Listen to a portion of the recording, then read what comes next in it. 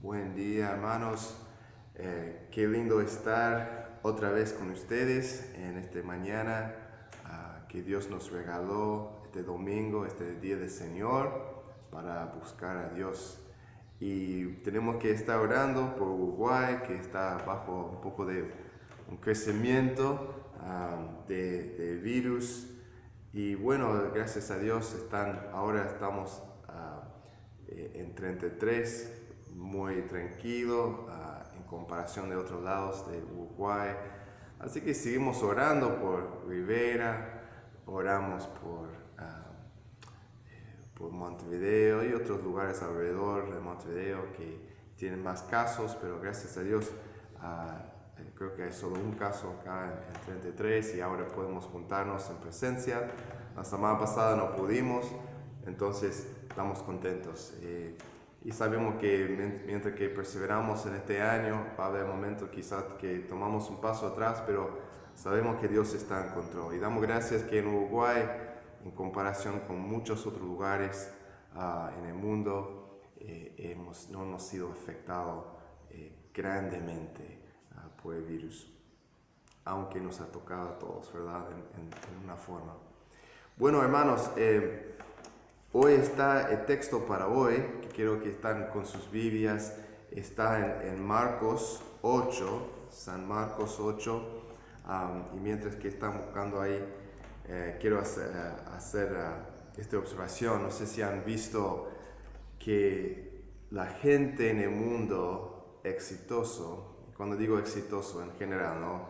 Gente que han logrado grandes cosas, grandes empresas han empezado o han llegado muy lejos en lo político, en la fama, lo que sea, tienen éxito, digamos, en grandes términos. Esas personas generalmente son un tipo de persona, ¿no? Es generalmente una persona que ha hecho riesgos en sus vidas.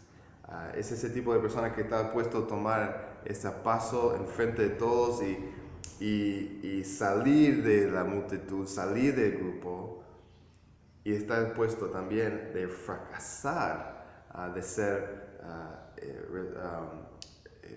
de tener críticas, de tener gente diciendo, es un rebelde, va en contra, o que piensa que es mejor que otros. Y cuando uno sale del grupo, tiene esa experiencia y ese miedo que muchos tenemos por estar en el grupo, que no queremos salir y tomar pasos grandes de fe o ser diferente, porque es como esta foto acá, ¿no?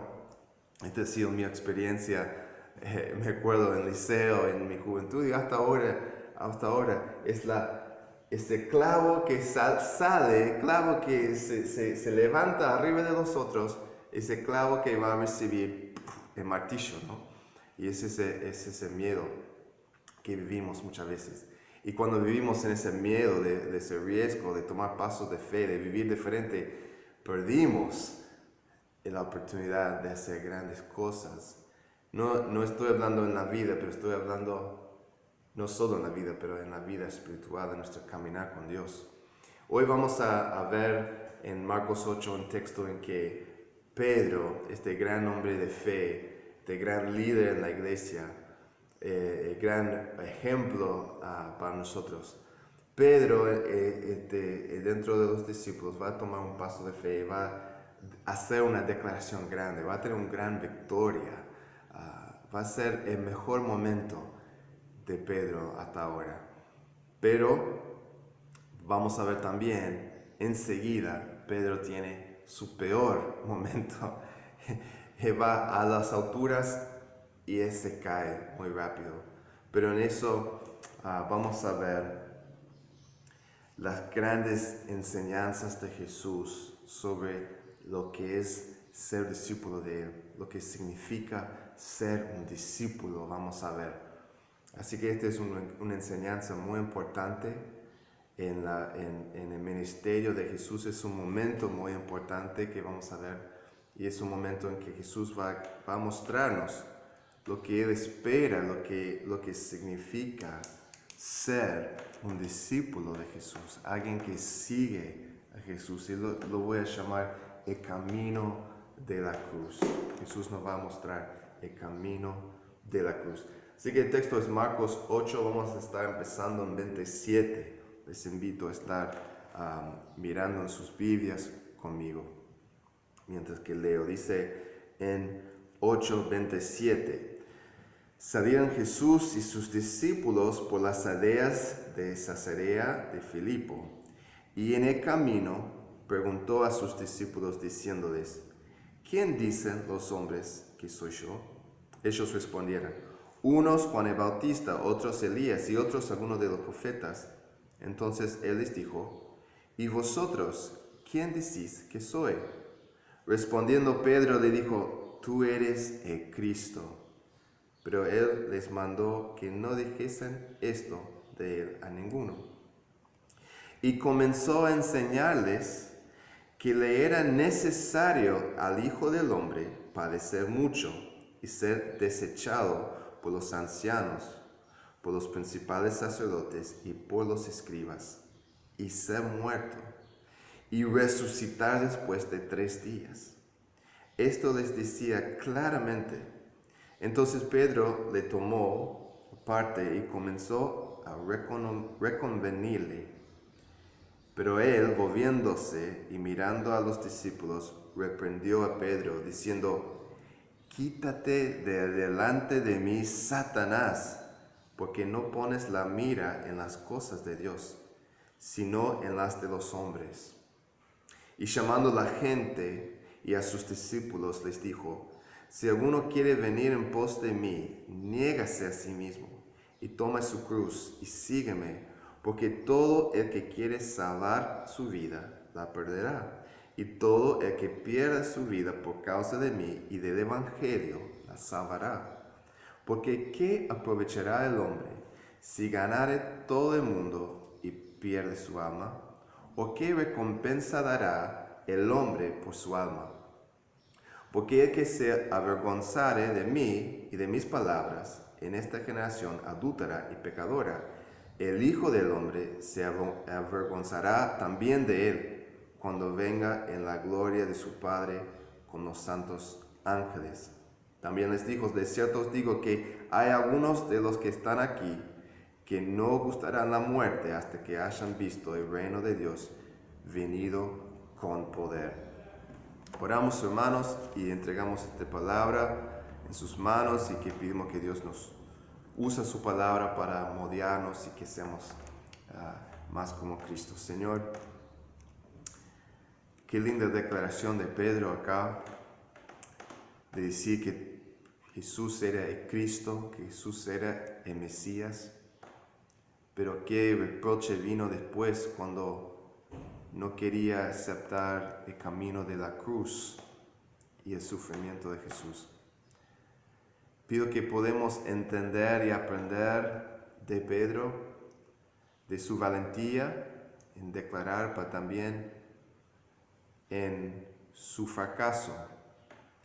Y pido que podamos entender lo que significa ser un discípulo tuyo, un discípulo que camina por el camino de la cruz.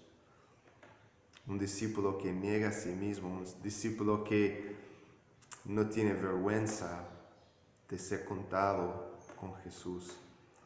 Pido que podamos entender y tener la valentía de cambiar las cosas que tenemos que cambiar y ver las cosas diferentes si tenemos que ver las cosas diferentes. Que tú haces esa obra en nuestras vidas. En el nombre de Jesús. Amén. Cuando nosotros vemos esta historia y vemos Marcos, una cosa que quiero que entiendan, que nosotros somos los discípulos.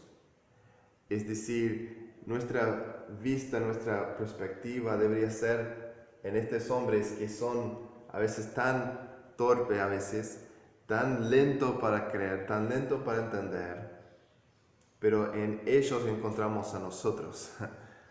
Eran hombres comunes, son hombres trabajadores, hombres no eran muy exitosos en la vida o algo así, no merecían su lugar, son nosotros. Entonces este viaje que ellos que Jesús está llevándolos, de llamarlos, de guiarlos, de enseñar, de mostrar, Eso es nuestro viaje, es nuestra experiencia. Y en eso vamos a ver Jesús hoy y vamos a ver una declaración de quién es Jesús. Vamos a ver un reproche que nos sorprende y después vamos a ver un camino para seguir, un camino para seguir. Y en eso somos los discípulos, mirando, escuchando a Jesús en esa forma. Entonces, primero una declaración, ¿no? Esperada porque Jesús hasta acá ha estado guiando sus discípulos, mostrando quién es en muchas formas, en sus grandes milagros, caminando sobre agua, alimentando 5,000, alimentando 4,000, y todavía los discípulos están como torpes en entender, son ciegos espiritualmente, tienen los ojos fijos en otras cosas. Entonces este momento es un gran momento porque es un momento esperado. ¿Qué es la pregunta central de Marcos? Lo he dicho varias veces. La gran pregunta de Marcos es: ¿quién es Jesús? Esa es la pregunta que quiere decir: ¿quién es este Jesús? ¿Quién es este Jesús que hace milagros? ¿Quién es este Jesús que habla así con tanta autoridad, que tiene tanto poder y tanta misericordia hacia las personas, puede alimentar a los 5,000? ¿Quién es este Jesús? Eso es la pregunta. Y hasta ahora este es lo que los discípulos quizás como luchaban de entender. Pero ahora ha llegado un gran momento y Pedro es el líder acá, ese que sale de los 12 para declarar un gran momento, declarar: sí, tú eres el Cristo. Es interesante cómo Jesús guía, como un gran rabino importante, enseñando a sus discípulos. Primero pregunta: ¿qué dice la gente, no? Y notamos que nadie de lo que decían los discípulos, nadie decía que Jesús era el Cristo, Jesús era el Mesías. Nadie estaba diciendo eso aparentemente. Algunos están diciendo: es un profeta, es Juan el Bautista resucitado, o Elías resucitado, es como un gran profeta, un señal de Dios, pero nadie estaba diciendo que era el Mesías. Pero Pedro, como vio la luz, se entendió, por fin entendió y dijo: yo sé quién eres, Jesús. Yo sé quién eres. Tú eres el Cristo. Te veo. ¿Qué significa eso, Cristo? Como niño, ¿qué es lo que pensamos? Pensamos cuando escuchamos Jesucristo, pensamos: bueno, Cristo es el apellido de Jesús. Y no es el apellido, ese título, es un título. Cristo es la misma palabra Mesías en griego, Mesías en hebreo es la misma palabra. Mesías significa alguien ungido, el ungido de Dios, alguien que Dios eligió, le apartó, puso su mano sobre él para una tarea importante, ¿no? En eso vemos muchas personas ungidos por Dios, ¿no? David fue un rey ungido por Dios, Samuel fue un profeta ungido por Dios. Dios eligió, apartó a la gente, pero no es una persona elegido por Dios, es el Mesías, no una Mesías, no una profeta, no un hombre apartado, era el hombre apartado, el Mesías. En Jesús, lo que Pedro está diciendo, tú eres el Cristo, está diciendo: tú eres la persona que va a satisfacer todas las promesas de que encontramos en el Antiguo Testamento sobre este futuro que vendrá, este libertador que vendrá, este momento que Dios va a salvar su pueblo a través de su Mesías, su Cristo. De todas las promesas del Antiguo Testamento y toda esperanza que tenemos en el futuro, descansa sobre ti, Jesús. Tú eres la respuesta de todas nuestras preguntas. Tú eres la persona que va a sanar la tierra. Tú eres la persona que va a traer libertad de su pueblo y establecer un reino eterno, un reino que no va a terminar. Este es el final de los tiempos. Tú eres el hombre, Jesús. Era una gran declaración, un gran momento. En total está diciendo, tú eres la respuesta de los problemas de la humanidad. Y en eso muestra una reconexión. Quizás Pedro no entendió completamente o no tenía bien claro en todos la divinidad de Jesús, pero vemos en Mateo, en la misma evento, vemos Pedro diciendo, tú eres el Cristo, el Hijo de Dios. Y mostrando que hubo esa parte de divinidad, entendiendo que el Hijo de David que vendrá tendría ese elemento divino, porque su reino durará para siempre, vivirá para siempre, reinará para siempre. Tiene ese concepto, quizás nublado, pero estaba ahí. Jesús era el Cristo. Qué momento en la vida de Pedro, pero no va, esta victoria tan grande no va a durar mucho, porque ahora vemos en los versículos que viene un reproche sorprendente. Hay un cambio en el enfoque de la enseñanza de Jesús ahora. Decía en 31, y comenzó a enseñarles qué le era necesario, lo que tenía que pasar, ¿no? Hasta ahora el enfoque es, ¿quién es Jesús? Su identidad. ¿Quién soy yo? Ahora que sabes quién soy, ahora Jesús está diciendo, ahora estás listos para entender qué voy a hacer. Ahora sabes que yo soy el Mesías, ahora que vas a entender qué significa que yo soy el Mesías, qué implica, qué voy a hacer, qué es la misión, qué es el plan. Y decía acá que en 32 decía claramente, Jesús no hablaba en figuras, no hablaba en una forma de código, no era una parábola acá. Claramente dijo, este es mi camino, yo voy a sufrir, voy a ser rechazado y voy a morir. Y los discípulos escucharon eso, no podrían ni entender lo que venía después, ni escucharan cuando Jesús decía, y voy a resucitar después de 3 días. Como se quedan trancados con el parte del sufrimiento. Es como, ¿qué? No, tenemos que apreciar la perspectiva de Pedro acá, los discípulos. Es muy entendible que Jesús en este momento, hablando de su misión, donde están yendo, que iba a ser algo que explotaba la cabeza y que no iban a entender completamente, aún hasta cuando Jesús muere, no se acuerdan y no tienen ese concepto de decir, bueno, Jesús murió, ahora te esperamos 3 días y bueno, vamos a tener todo pronto cuando llega Jesús, tenemos toda una comida lista y invitamos a todos los amigos y esperamos en 3 días ya vuelva. No estaban en esa, aunque Jesús dijo plenamente, claramente. Hay un dicho de Mark Twain, es un escritor famoso de Estados Unidos, un escritor clásico, que decía que la parte de la Biblia que me preocupa no son las partes que no entiendo. Lo que me preocupa son las partes que sí entiendo de la Biblia.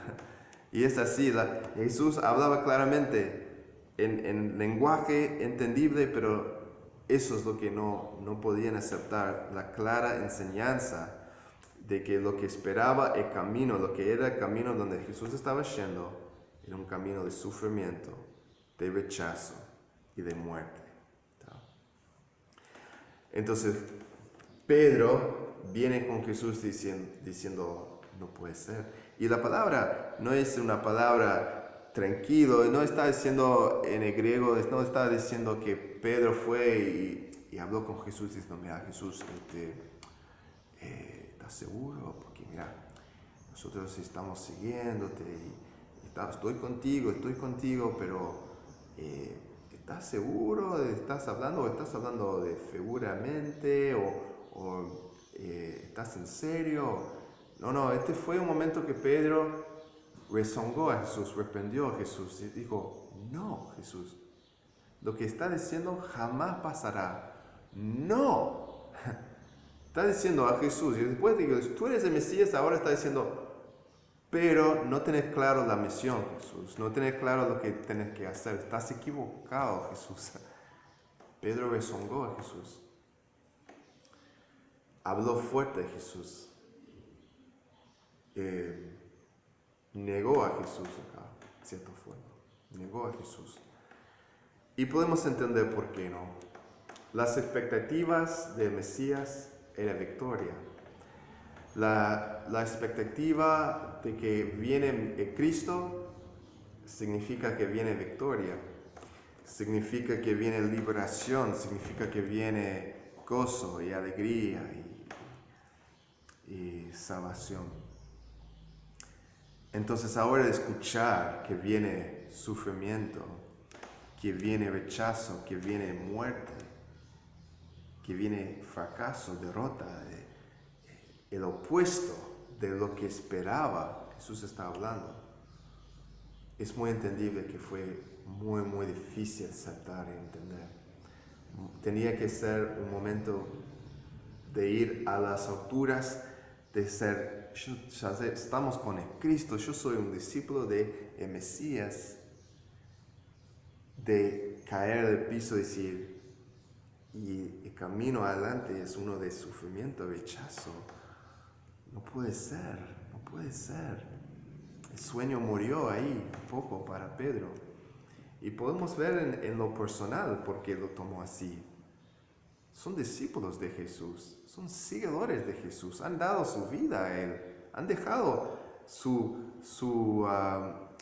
empresas, han dejado sus carreras, sus casas, han dejado todo para seguir a Jesús.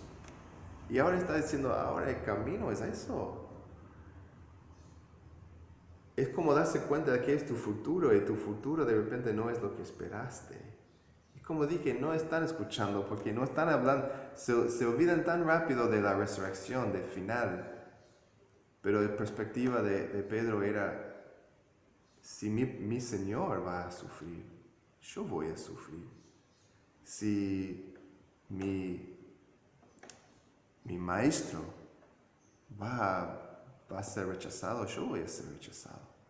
Si mi maestro va a morir, si mi Jesús va a morir, yo también voy a morir. Fue duro para recibir y la tradición, por la tradición vemos que es exactamente lo que pasó a Pedro. Recibió persecución, fue rechazado, sufrió. Y hasta en el final de su vida lo que dice la tradición es que Pedro por su fe fue crucificado.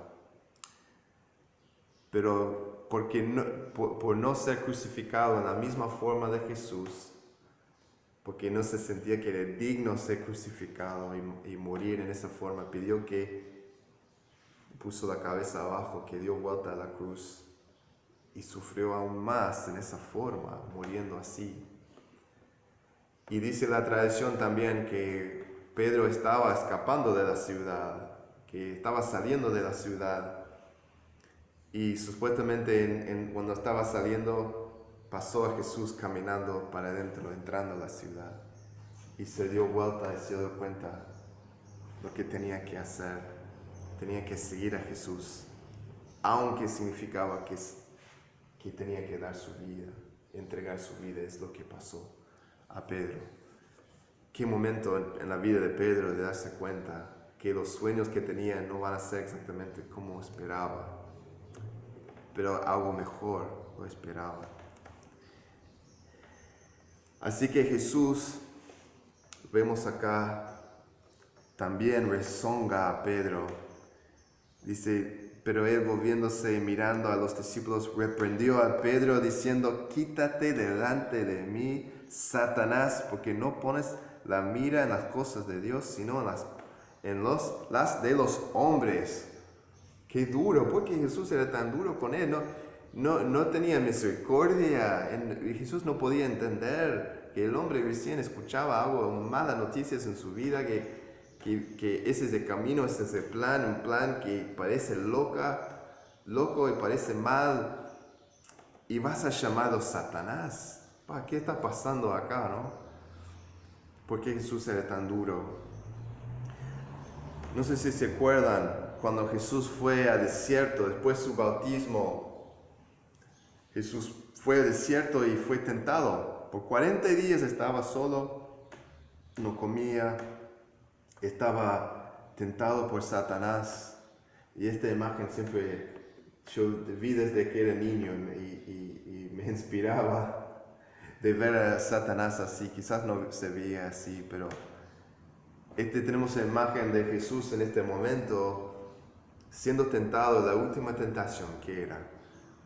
Satanás llevó a Jesús a un lugar y lo mostró todos los reinos del mundo, todo el poder, toda la fama, todo lo que uno podía querer en la vida. Y Satanás dijo, todo esto es tuyo, todo es tuyo, solo tienes que adorar a mí. En otra forma, lo que estaba diciendo Satanás a Jesús está diciendo, yo sé que eres rey, yo sé que todo esto es tuyo, ¿verdad? Ahora yo tengo dominio, pero va a terminar todo en tus manos. Yo sé mi destino. Pero la tentación era, mira, tu camino es el camino de la cruz. Para llegar a ser rey del mundo vas a tener que sufrir, vas a tener que pasar rechazo, vas a tener que morir de una forma horrible. No tienes que hacerlo, Jesús. Puedes tener todo sin la cruz. Puedes tener todo sin el sufrimiento, sin la vergüenza, sin el rechazo. Solo tienes que adorar a mí. Entonces, en Pedro diciendo no a la cruz, no al sufrimiento, Pedro está compartiendo la tentación de Satanás. Pedro está diciendo, podemos tener la gloria sin el sufrimiento, Jesús. No, Jesús, no deberías ser así, no deberías sufrir así, no deberías ser rechazado. Hay otra forma, tiene que haber otra forma. Y en eso Jesús tenía que reprender. Y decía que tus ojos están fijados no en las cosas de Dios, pero en las cosas de los hombres. La verdad es que nosotros estamos a veces con el concepto humano, ¿no? Y nos muestran en una inmadurez en los cristianos muchas veces cuando tenemos un concepto, un pensamiento humano. No sé si ustedes tenían han pensado así a veces cuando ves a Cristo sufriendo por nosotros. Cuando era niño me acuerdo en la escuela dominical, en la iglesia, cuando yo vi imágenes de Jesús en la cruz sufriendo, ¿qué es lo que yo decía? Yo pensaba o me imaginaba, si estuve ahí, pelearía por Jesús, yo libraría de Jesús, pelearía contra los romanos, decía, no, no puede ser, voy a salvar a Jesús, que tenía la mente de rescatar a Jesús de su situación y estaba todo completamente mal porque fue la voluntad de Dios, fue la forma que Dios nos estaba salvando a nosotros y tenía esa idea, ¿no? Ese concepto humano, pero también a veces tenemos la perspectiva mal. Como dije, Jesús hablaba de sus sufrimientos, pero después hablaba de resurrección, de conquistar la muerte. Entonces mostró la victoria, una vistazo a la victoria que vendrá. Dice, tengo que pasar por este cruz, tengo que pasar por este sufrimiento para llegar ahí, pero voy a llegar ahí. Y se olvida completamente de ese aspecto del llamado, de la enseñanza de Jesús acá, ¿no? Nuestra perspectiva muchas veces es tan enfocado en lo ahora, es tan enfocado en lo que está pasando en nuestro momento ya, y nunca vemos la gran foto. Nos olvidamos de la gran foto, la gran enseñanza de que Dios tiene el principio y el final, y tenemos las promesas de Dios, pero queremos la cosa ya. Queremos ver la victoria ya. Queremos ver los resultados ya. Y tenemos esta falta de paciencia. Un experimento que quizás has visto es con niños, con la idea de esperar para recibir más. El experimento es que tomas un niño de 2, 3 años y das un caramelo o algo que quieren comer y dices, bueno, acá es un caramelo, acá es una cosa que te gusta, pero yo voy a salir y voy a volver en 10 minutos, voy a volver en 10 minutos y puedes estar acá con este caramelo y si tú comes el caramelo, no te voy a dar otro. Pero si puedes aguantar y no comer ese caramelo, te voy a dar otro caramelo. Y en ese experimento, cuando filman los niños, es tan gracioso porque sufren algunos y miran el caramelo, dicen, están como quieren comerlo. Y algunos aguantan diciendo, si yo aguanto un poquito más voy a tener doble. Pero muchos no pueden, dicen, algunos enseguida dicen, no, y comen y ya está. Pero tenemos esa falta de perspectiva como cristianos y que debemos tener nuestra vista en el final, en las promesas de Dios, en la victoria que vendrá y no tanto en el camino que sufrimos ahora. Y también una cosa interesante de Pedro es qué sutil es cómo Satanás nos puede usar a nosotros. Satanás usó a Pedro en ese momento para rechazar el camino de la cruz, para decir a Jesús, no lo haces. Y sutilmente Satanás nos usa así, en muchas formas. Cuando pensamos en Satanás usándonos, pensamos, para asesinar, para engañar, para robar, para matar. Y no es eso, es formas sutiles también. Estamos usados por Satanás cuando desviamos del camino de la cruz y la voluntad de Dios en eso para tener comunidad, para tener gloria ya, para tener prosperidad ya. Y ahí perdimos esa perspectiva. Y eso me guía al último punto. Un camino para seguir. Hemos visto una declaración del Señor, de Pedro, un reproche sorprendente y ahora hemos llegado a un camino para seguir. También vemos, este empieza en 34, pero vemos un cambio de audiencia, un cambio de quién está hablando Jesús. Decía, y llamando a la gente y a sus discípulos, les dijo, si alguno quiere venir en pos de mí, niéguese a sí mismo y tome su cruz y sígame. Dice que llamando a la gente y a sus discípulos, entonces cambió, en lugar de ser algo mostrado, algo guiado a solo los discípulos, ahora está abriendo Jesús y está diciendo, este es para la gente, para todos, para las multitudes, para la gente que están alrededor. Entonces Jesús decía, comenzó a enseñarles y llamando a la gente, sus discípulos les llamó, y si alguno quiere venir en pos de mí, niéguese a sí mismo y tome su cruz y sígame. Porque todo el que quiere salvar su vida, la perderá, y todo el que pierde su vida por causa de mí y del Evangelio, la salvará. Porque ¿qué aprovechará al hombre si ganare todo el mundo y pierde su alma? ¿Qué recompensa dará el hombre por su alma? Porque el que se avergonzare de mí, de mis palabras, en esta generación adúltera y pecadora, el Hijo del Hombre se avergonzará también de él, cuando venga en la gloria de su Padre con los santos ángeles. ¿Por qué está abriendo ahora Jesús al grupo, no? Es decir, ahora ha mostrado a sus discípulos la misión que viene, la misión que va a estar.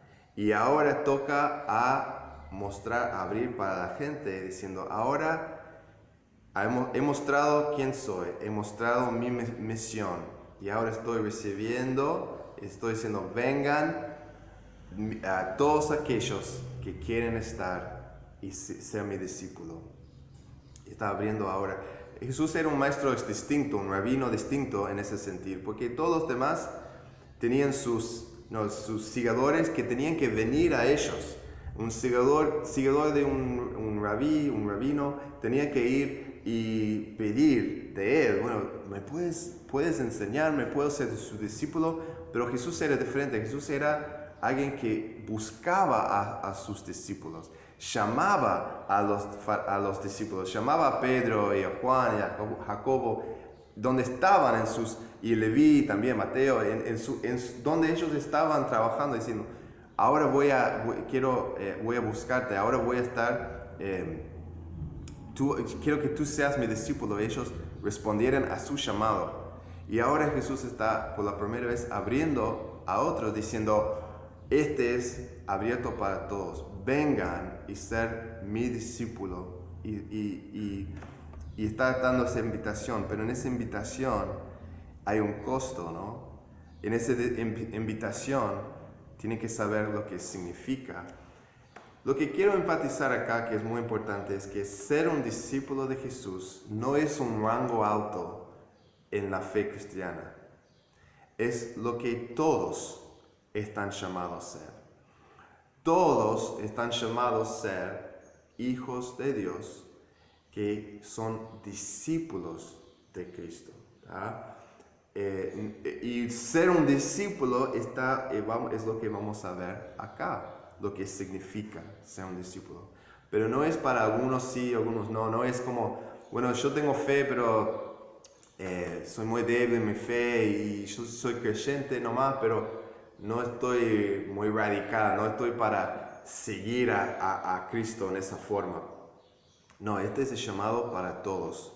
Este llamado radical que de Jesús, vamos a ver, es para todo creyente. No existe una categoría dentro del discipulado de Jesús que, bueno, este camino para seguir es para algunos que son cristianos y otros no. No, este es para todos, todos. Entonces, ¿qué dice? Dice, si alguno quiere venir en pos de mí, niéguese a sí mismo y tome su cruz y sígueme. ¿Ya? El camino es un camino de la cruz, llevar su cruz. Ahora, uno puede escuchar eso y decir, pero ellos no entendieran lo que estaban hablando, no entendieran lo que significaba tomar su cruz, porque todavía Jesús no murió en la cruz. Es como no iban a entender. Pero eso es falso, porque entendieran perfectamente bien lo que significaba llevar su cruz. Porque en aquel tiempo ellos iban a ver muchas veces personas muriendo en la cruz. Fue un espectáculo público que Roma hizo, que Roma hacía. Y Roma hacía para ser un ejemplo de para la gente ver. Entonces, si Roma quería matar a alguien, iba a tenerlo llevando su cruz, llevando su método de matar y llevándolo a un lugar público y donde todos podían ver. Vos vas al mercado, compras una fruta, vas a ver a alguien colgado ahí en la cruz sufriendo. Y era una forma de morir vergonzoso, una forma también sumamente público y sumamente doloroso y largo.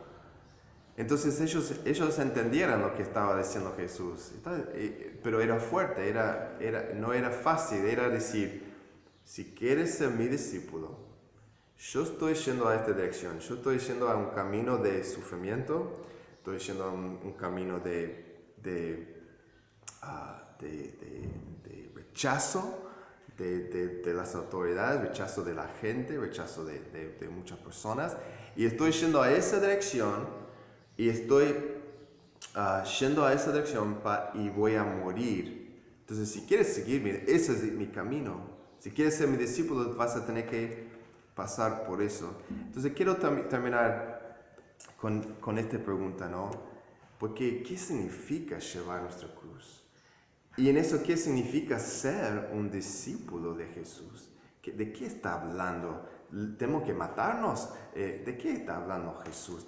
¿Qué radical es este? ¿Qué tenemos que hacer para ser su discípulo?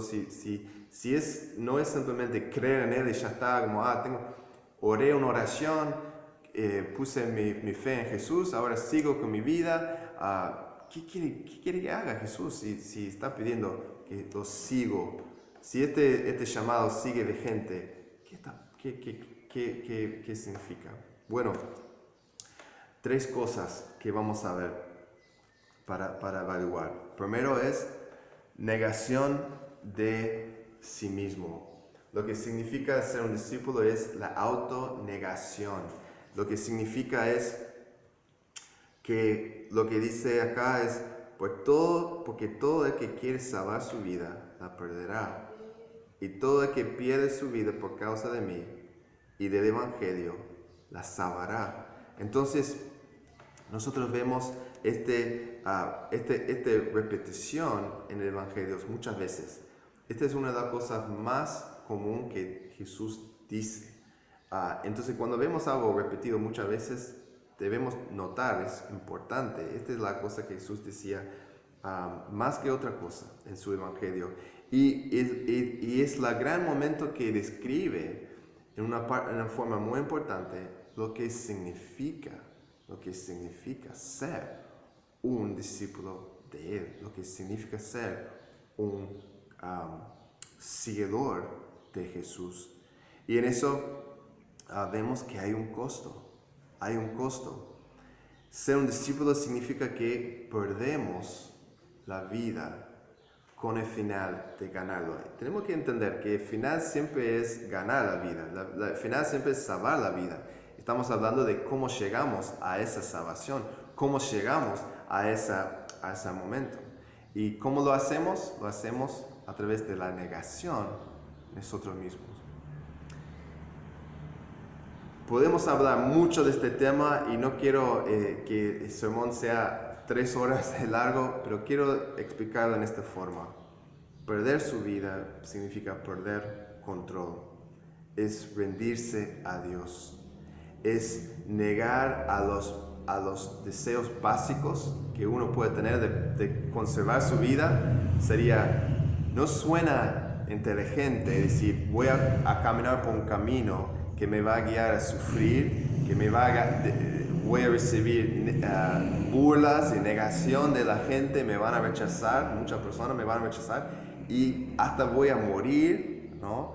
Quizás no vamos a literalmente morir, pero podemos decir estamos dispuestos a morir literalmente por la fe, como decir yo muero por esta fe. Si alguien me dice niega su fe o te mato, tenemos que morir porque es más valioso la alma que la vida. Entonces, esta autonegación es una negación de ser, de egoísmo y de la idea de conservar la vida en lugar de dar la vida.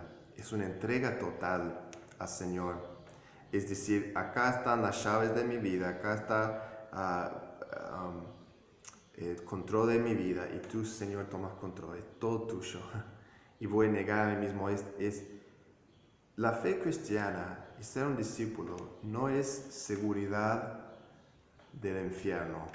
No es como tenés una casa y compras un poco de seguridad por las dudas que se quema la casa, te da plata para comprar otra casa.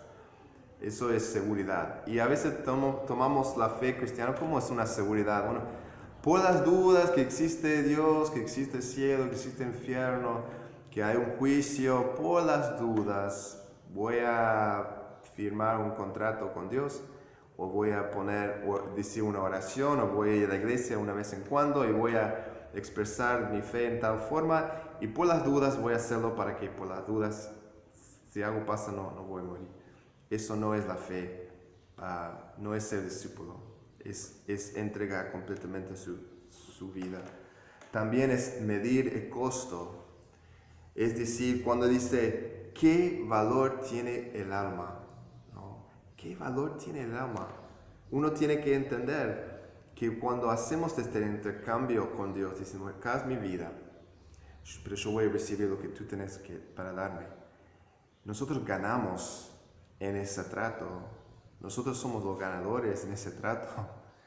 Porque estamos entregando algo que no podemos pertenecer, que no podemos conservar para recibir algo eterno. ¿Qué tenemos que es más valioso que el alma? La plata se quema, la juventud se va, nuestras amistades se van, todo se va, el trabajo se va, todo, nada dura para siempre. Pero sí, el alma sí, el espíritu sí, esa dura para siempre. Entonces, cuando miramos esta situación, es decir, Jesús está diciendo, fíjense lo que estoy hablando, porque puedes decir, no quieres pasar por el camino de la cruz, pero lo que estoy ofreciéndote vale mucho más de lo que estás perdiendo, lo que estás dejando atrás. El camino de sufrir, el camino de rechazo, el camino de la muerte, en el final tiene un premio que vale mucho más que cualquier otra cosa que puedes tener. En las películas y a veces en el pensamiento clásico es el hombre que vende su alma al diablo. No sé si han visto una historia o una canción de eso, que cuando vemos a alguien que tiene todo y no debería, digamos, o un hombre feo casado con una mujer hermosa, decimos, hizo un pacto con el diablo, vendió su alma al diablo para que él podría tener cosas, ¿no? Entonces, ¿por qué la gente vendería su alma al diablo? Porque quieren algo. No quieren al diablo, pero quieren algo que el diablo puede darle, ¿no? Pero el intercambio es eso. El diablo dice, bueno, te doy fama, te doy poder, te doy esa mujer, te doy lo que quieres, y en el final tu alma es mía, yo te tengo. Es un intercambio necio, porque termina mal. La eternidad es con el diablo, tu alma es con él, pero vives un poquito ahí de este tiempo con lo que deseas, ¿no? Pero no dura. Este cambio que Dios está pidiendo, que Jesús está haciendo, es lo opuesto, es decir, vos me das a mí todo ahora las cosas que querés, me entregas a mí todos tus derechos, tener una vida sin sufrimiento, una vida cómoda, una vida con prosperidad en todo lo que uno puede desear. Me das esas cosas, aunque Dios nos bendice mucho más grande igual de que lo que merecemos. Pero entregamos esa cosa a Dios, entregamos nuestra familia, entregamos nuestro caminar a Dios. Y lo que Él nos da en el final es la vida eterna, lo que nos da es mayor. Hay un misionero, se llama Jim Elliot, que murió hace 50, 60 años en Ecuador. Estaba probando compartir Cristo con algunos amigos, compartir Cristo con un tribu. Y ese tribu, en el primer contacto que tenían, los mató. Pero es famoso porque logró al final, la familia, la esposa de él volvió para compartir Cristo, y ese tribu aceptó Cristo. Y la misma persona que mató a su esposo terminaron siendo cristianos en el final. Pero él es famoso por algo que dijo, no es un tonto aquel que da lo que no puede conservar para ganar lo que no puede perder. Ser un cristiano no es ser un nabo, no es ser un tonto. Es ser una persona que entiende que el final de la historia es la gloria y la vida, y la vida eterna es mucho más valioso que cualquier cosa de temporáneo que podemos lograr ahora en nuestra fuerza. Y lo último que vemos acá es lo que significa ser un discípulo, es pararse sin vergüenza. Pararse sin vergüenza. Dice, porque él que se avergonzara de mí, de mis palabras, en esta generación adúltera y pecadora, el Hijo de Hombre se avergonzará también de él cuando venga la gloria de su Padre con los santos ángeles. Entendemos que la fe cristiana es una fe pública. Si escondemos nuestra fe y decimos, bueno, pues soy un cristiano secreto, nadie va a saber. Es verdad, no vamos a recibir el rechazo de las personas, ¿no? Vamos a ser uno más. Vamos a decir, sí, estamos uno más. Sí. Pero en esa nosotros no somos realmente discípulos de Jesús. Si tenemos vergüenza de Jesús en nuestro trabajo, si tenemos vergüenza de Jesús con nuestros amigos, si tenemos vergüenza de Jesús en nuestra familia, y no estoy hablando de que tenemos que siempre pegar a la gente con la Biblia sobre la cabeza y hablar de Jesús todo el tiempo y cansar a la gente de eso, pero que todos en tu vida deberían saber que tú eres un cristiano, que tú has decidido seguir el camino de Cristo. Y en cierta forma nos da miedo porque estás diciendo en cierta forma, mira mi vida, yo soy cristiano, yo soy cristiana, estoy siguiendo a Cristo, pero no hay otra forma de ser discípulo sino públicamente. Es caminar. Me gustaría en Carnaval que tenemos un parte que los cristianos caminan, que todos pueden ver a nosotros que hacemos una caminata en el medio de toda la gente, solo para decir, yo camino con Cristo, yo soy cristiano, mira quién soy, mira a mí, yo estoy parado con Él, para que todos ven y todos pueden, no sé, tirar fruta o algo, pero que nosotros somos así. No hay, esta idea que algunos tienen que mi fe es privada, mira, yo tengo fe, yo creo en Dios, pero no me gusta hablar de tema, no me gusta, es algo bien íntimo entre yo y Dios, es algo importante para mí, pero no es, ese concepto no existe en el caminar de la cruz. El caminar que Dios ha dado, el camino que Dios ha mostrado para caminar es algo público. Es algo que vamos a recibir rechazo, burlas, nos van a ver, estos evangélicos, estos cristianos que están así, nos van a juzgar mal, pero eso viene con el territorio. El mismo llamado que Jesús ha dado, la autonegación, de negarse a sí mismo, de contar el costo y de pararse sin vergüenza, este camino y este llamado sigue para nosotros hoy. Jesús sigue llamando discípulos a Él y podemos responder sí y da de todo, o podemos seguir afuera contemplando, mirando. Es tu decisión, pero la primera pregunta es tener que hacer es ¿quién es Jesús? Y si tú sabes quién es Jesús y tú sabes que Él es Cristo, tú sabes que Él es el Hijo de Dios, y tenés esa fe, tú sabes, la fe está mostrada, y si estás dispuesto a decir sí a este llamado, decir, este es el camino de la cruz. Oramos. Señor, doy gracias por tu palabra. Pedimos que podamos ser valientes. Mi oración para cada uno que está escuchando, que puedan entender quién es Jesús, quién es nuestro Señor. Y después que han tomado esa decisión y pueden decir que pueden ver a Jesús, que entienden el camino de ser su discípulo, es el camino de la negación de sí mismo, es el camino de estar sin vergüenza públicamente, declarando su fe y su lealtad al Señor.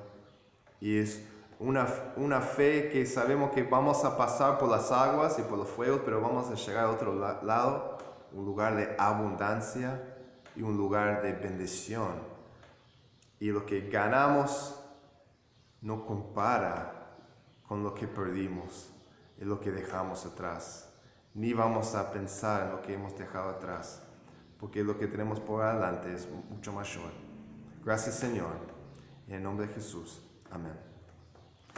Bueno, hermanos, gracias por escuchar este mensaje. Espero que sea una bendición y que Dios le bendiga grandemente.